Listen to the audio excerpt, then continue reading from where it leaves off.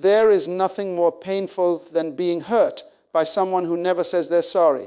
Some of you listening today have been lied to, used, discarded, emotionally wounded by someone who claimed to love you. A narcissist doesn't just break your heart. They try to destroy your identity. They want control, not relationship. But I have a word for you straight from the Word of God. You will rise again.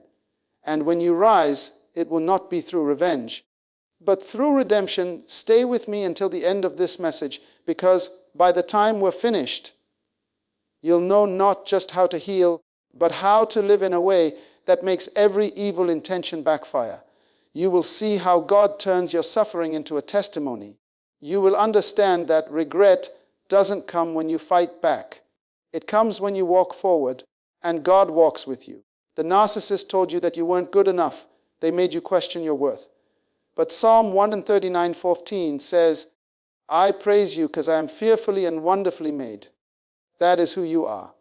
Not broken, not worthless, but God's own masterpiece. Their words may have wounded you, but they do not define you. God does. Psalm 34:18 says, the Lord is close to the brokenhearted and saves those who are crushed in spirit. Every tear you cried, God collected. Every manipulation, every lie they thought no one saw, but heaven did. And God keeps records that no narcissist can erase. You don't need to get even. Romans 12:19 declares, do not take revenge, my dear friends, but leave room for God's wrath, for it is written, it is mine to avenge. I will repay, says the Lord. You don't have to destroy them. Just let God deal with them. And trust me, He will. The narcissist expects you to lash out, to spiral. But Romans 12:21 says, do not be overcome by evil, but overcome evil with good. When you walk in righteousness, you become untouchable. Your integrity will speak louder than their slander. Philippians 4:7 promises, and the peace of God, which transcends all understanding, will guard your hearts and your minds in Christ Jesus. A peaceful person disturbs a narcissist, because peace means they didn't break you. And nothing causes more regret than seeing someone healed and free. Psalm 23:5 says, you prepare a table before me in the presence of my enemies. What a promise. God is not only going to restore you, He's going to do it where they can see it. That's not pride. That's divine justice. The one who tried to bury you will live to see you bloom. Joseph said to his brothers in Genesis 50:20, you intended to harm me, but God intended it for good to accomplish what is now being done. Your story is not over. Your scars will shine, and your life will be living proof that God brings beauty from ashes. When you forgive, you release yourself from the prison they tried to keep you in. Ephesians 4:32 says, be kind and compassionate to one another, forgiving each other, just as in Christ God forgave you. You're not doing it for them. You're doing it for you and for your future. Don't waste another moment trying to make them regret. Let God handle the justice. You walk in freedom, walk in peace, walk in the power of forgiveness. And I promise you they will see your joy, your growth, your anointing, and regret everything. But more importantly, you'll be too free to care. You are not what they said you are. That voice in your head that keeps echoing their accusations. The one that tells you you're not good enough, not smart enough, not lovable. That voice is a lie straight from the pit of hell, and it didn't start with them. The narcissist may have been the mouthpiece, but the attack goes deeper. The enemy has always tried to distort what God has spoken over you. But before they lied to you, God had already spoken truth about you. You were created in the image of God Himself. Genesis 1:27 says, so God created man in His own image. In the image of God He created him. Male and female He created them. That means you carry a reflection of divine majesty. Psalm 139:4-2 declares, I praise you because I am fearfully and wonderfully made. You were formed with intention, designed with glory, knit together by the very hands of the Almighty. The narcissist didn't see your worth because they were blinded by their own pride. But just because they were blind doesn't mean you were invisible. They tried to diminish your identity to control you. They made you feel small so they could feel big. But let me tell you, no matter how much they twisted your image, your value before God never changed. He still calls you his child. He still calls you beloved. And that cannot be undone by manipulation, abuse, or betrayal. You may feel like a shattered mirror, but God sees the reflection of himself even in the broken pieces. And here is the beautiful truth. Those pieces, when given back to God, become stained glass windows that let his light shine through. What they tried to break, God will rebuild stronger. The narcissist may have tried to steal your identity, but your real identity was never in their hands. It was in God's. And when you begin to walk in that truth, when you no longer let their words determine your worth, that's the beginning of their regret. Because nothing haunts a narcissist more than someone they couldn't control anymore. And nothing glorifies God more than a person who knows who they are in him. They didn't just hurt you. They wounded you in secret, behind closed doors, with smiles in public and cruelty in private. The world may not have seen it, but heaven did, and that matters more than anything. You may have cried yourself to sleep, questioning, does anyone even see what I'm going through? The answer is yes, God saw every moment. Psalm 34:18 tells us, the Lord is close to the brokenhearted and saves those who are crushed in spirit. You didn't suffer unnoticed. You didn't endure in vain. While the narcissist played the victim in front of others and the villain in private, God was watching. Not with indifference, but with holy attention. He is the God who sees, the God who knows, the God who cares. Every time they gaslighted you, God took note. Every time they twisted your words and blamed you for their behavior, God recorded it. And every time you bit your tongue, held back tears, and wondered if you were the problem, God was already preparing your healing. You don't have to prove to anyone what really happened. God knows the truth. He knows the injustice, the confusion, the emotional torment. He is not a distant God. He is a father who leans in close when his child is in pain. The world may be fooled by the narcissist's charm, but God isn't. He saw every act, every manipulation, every lie. And here's what's more, God will respond. Ecclesiastes 5:18 says, God will bring into judgment both the righteous and the wicked, for there will be a time for every activity, a time to judge every deed. You don't have to get revenge. You don't have to explain yourself. Your tears were seen. Your suffering was not ignored. And God is both your witness and your defender. When the narcissist finally faces the truth, it will be because you exposed them. It will be because God revealed it. And when that happens, regret will come. Not by your hand, but by the justice of the Lord. You've spent so much energy wondering, how do I make them pay for what they did? It's a natural thought when you've been mistreated. But here's the truth from God's word. You don't have to get even, because God already promised that he will. Romans 12:19 says, do not take revenge, my dear friends, but leave room for God's wrath, for it is written, it is mine to avenge, I will repay, says the Lord. Let that sink in. The fight is not yours. You were never meant to carry the weight of revenge. That's not your calling. It's God's responsibility. The narcissist may have walked away without apology, without repentance, maybe even without consequence for now. But you need to know God saw it, and God will handle it in his timing and his way. And his justice is always perfect, not rushed, not emotional, not petty, but full and holy and final. If you try to repay evil for evil, you step out of God's covering and into the chaos the narcissist created. That's exactly what the enemy wants, for you to get entangled in bitterness, to fight a spiritual battle with earthly weapons. But you are not called to mirror their darkness. You are called to reflect God's light. When you refuse to retaliate, you're not being weak. You're being strong in a way the narcissist can never understand. Because spiritual strength doesn't look like shouting back. It looks like stepping aside and saying, Lord, this is too heavy for me. You carry it. And he will. He doesn't ignore injustice. He doesn't overlook wickedness. He just doesn't rush to act like man does. But make no mistake, he will repay, not with your hatred, but with his holiness. And when it happens, it will not just bring regret to the narcissist. It will bring healing to you. So let go of revenge. Lay it at the feet of Jesus and watch what he will do. The one who hurt you will regret what they did, not because you cursed them, but because God defended you. The most powerful response to a narcissist is not rage. It's not revenge. It's healing. True, deep, God-given healing. Because healing means they no longer control you. Their words don't define you.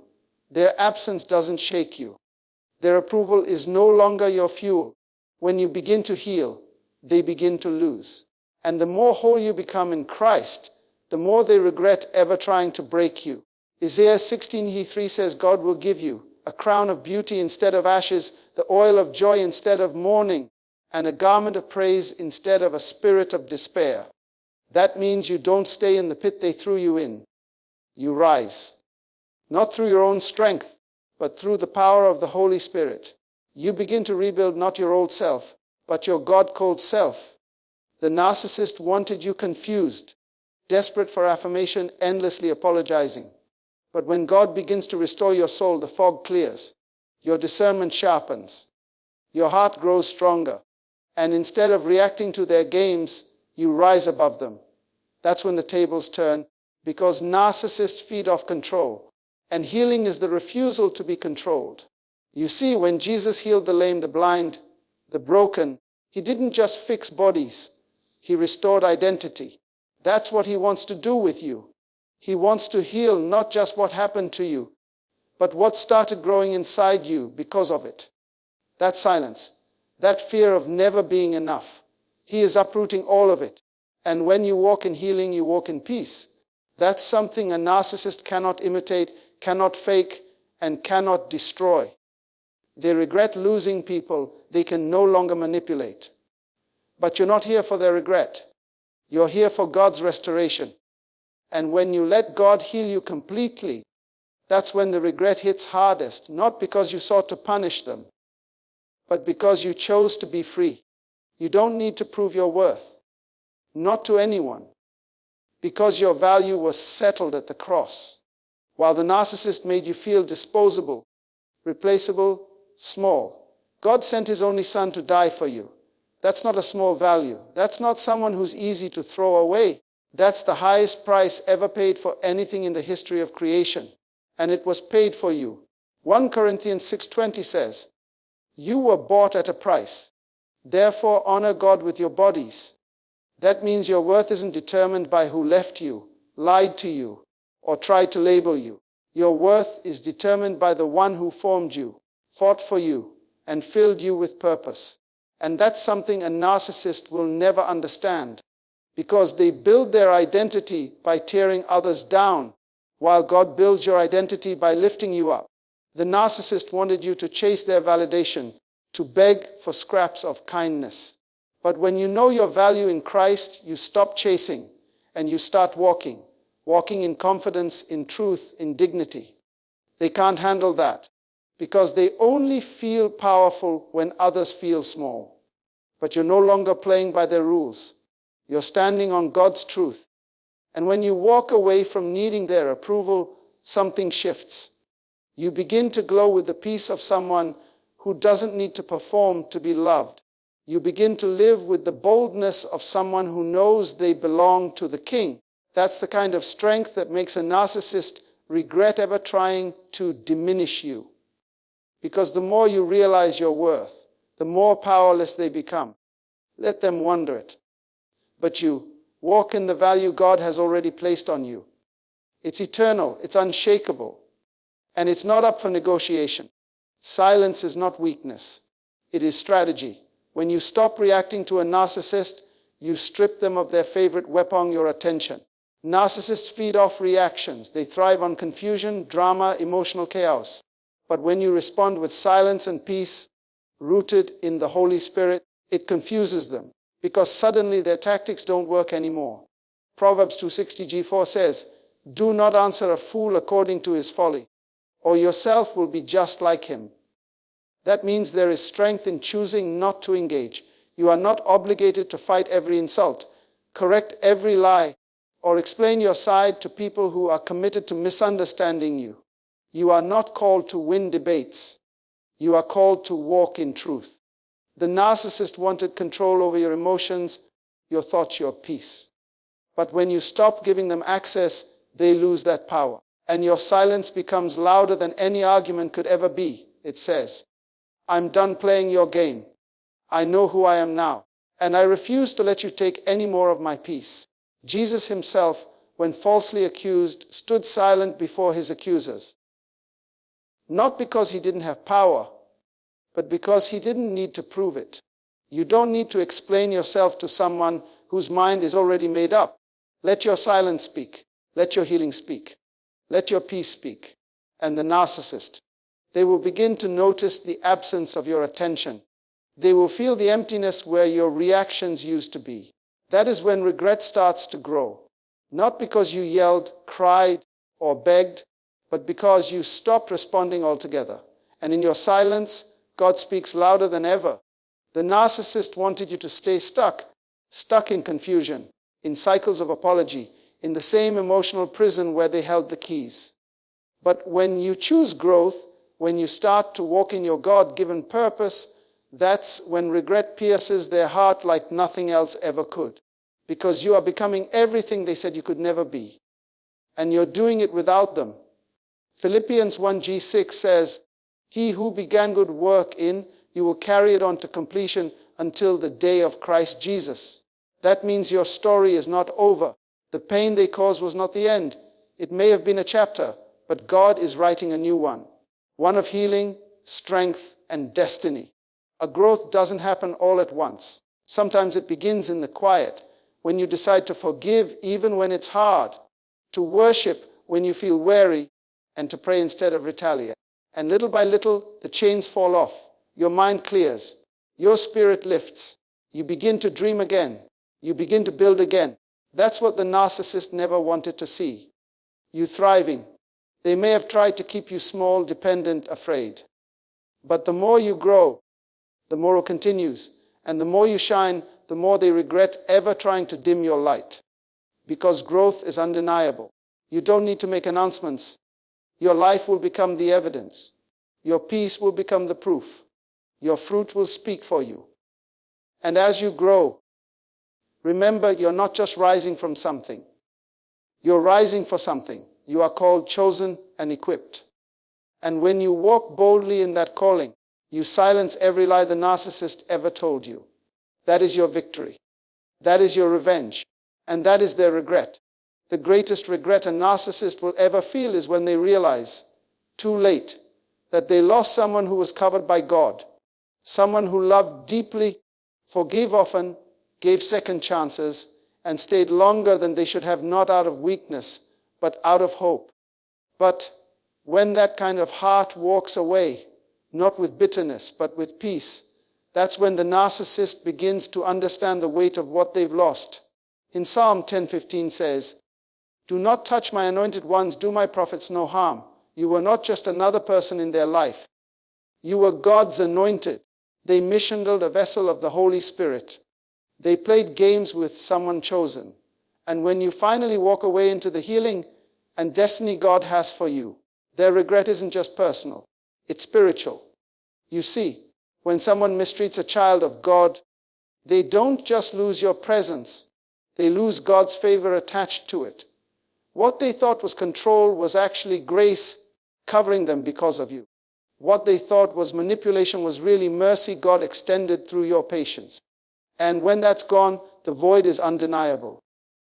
Let them regret, not continues you cursed them, not because you fought them, but because you rose with dignity, walked away in obedience, and handed them over to God. That is how you win, not with revenge, but with righteousness. In the end, you won't just survive what they did to you. You will thrive because of what God did in you. And the narcissist, they'll look back and realize they didn't just lose someone. They lost someone divinely protected, deeply anointed, and eternally valuable. And that they can never replace.